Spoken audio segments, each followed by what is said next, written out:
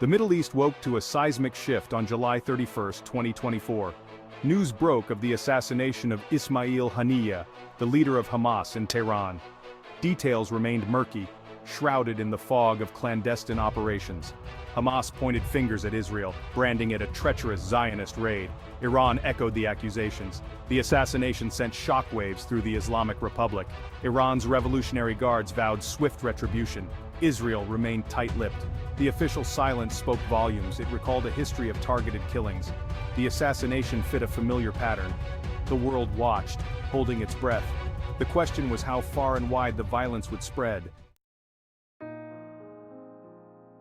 To understand the potential ramifications of Haniyeh's assassination, one must understand the man himself. Haniyeh was not merely a militant leader, he was an architect of Hamas. He rose from the streets of Gaza, a refugee of the 1948 Arab-Israeli War, to become a symbol of Palestinian resistance. Haniyeh was a complex figure, a man of contradictions. He was a pragmatist who understood the need for negotiation, yet he was also a hardliner who refused to compromise on Hamas's core principles. He was a devout Muslim who preached jihad, yet he was also a shrewd politician who understood the importance of international legitimacy.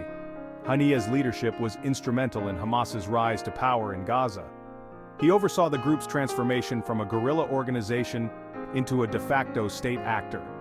He cultivated ties with Iran and other regional players, securing funding and weapons for Hamas's armed wing. But Haniyeh was more than just a military commander. He was also a skilled orator and a charismatic leader who commanded the loyalty of his followers. He understood the power of symbolism, and he used it to rally support for Hamas's cause. The international community reacted to Haniyeh's assassination with a mixture of condemnation and trepidation. Turkey, a vocal critic of Israel, denounced the killing as a heinous act and accused the Israeli government of state terrorism. Russia, a key player in the Middle East, expressed deep concern and called for restraint from all sides. The Palestinian Authority, Hamas's rival in the West Bank, condemned the assassination while simultaneously distancing itself from the group. The Palestinian leadership, caught between its condemnation of violence and its rivalry with Hamas, found itself in a delicate position. The United States, Israel's closest ally, offered a more measured response. The State Department expressed concern about the potential for escalation, but stopped short of condemning the killing. The Biden administration, walking a tightrope between its support for Israel and its desire for stability in the Middle East, found itself in a familiar bind. The assassination of Haniyeh exposed the deep divisions within the international community over the Israeli-Palestinian conflict. It also underscored the volatile nature of the region, where even the smallest spark could ignite a conflagration. Section 4. Echoes of Violence. The assassination of Haniyeh did not occur in a vacuum. It came against a backdrop of escalating tensions between Israel and Hamas. Just days before, the Israeli military killed a top Hezbollah commander in Beirut. The strike killed 3 people, including 2 children. The incident brought Israel and Hezbollah closer to war. In the aftermath, the Israeli military went on high alert. The cycle of violence seemed poised to escalate further. Section 5. The Gaza Fault Line. The Gaza Strip, a densely populated coastal enclave, has long been a flashpoint in the Israeli-Palestinian conflict.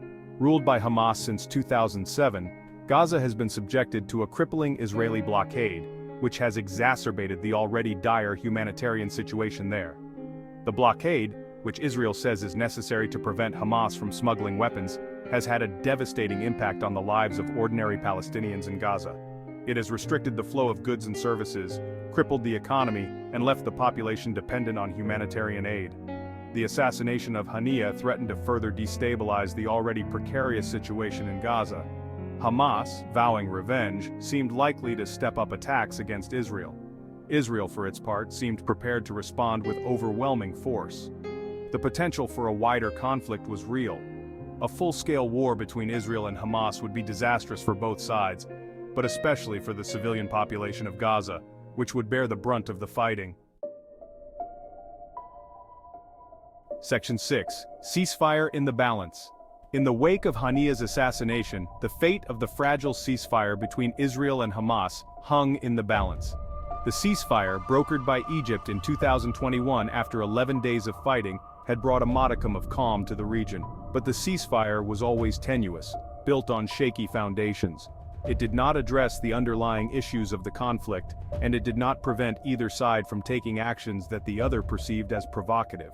The assassination of Haniyeh, a key figure in Hamas's leadership, threatened to unravel the ceasefire entirely. It remained to be seen whether Egypt or any other international actor would be able to prevent a return to full-scale hostilities. Section 7. A region on edge. The assassination of Ismail Haniyeh sent shockwaves through the Middle East, a region already grappling with multiple crises.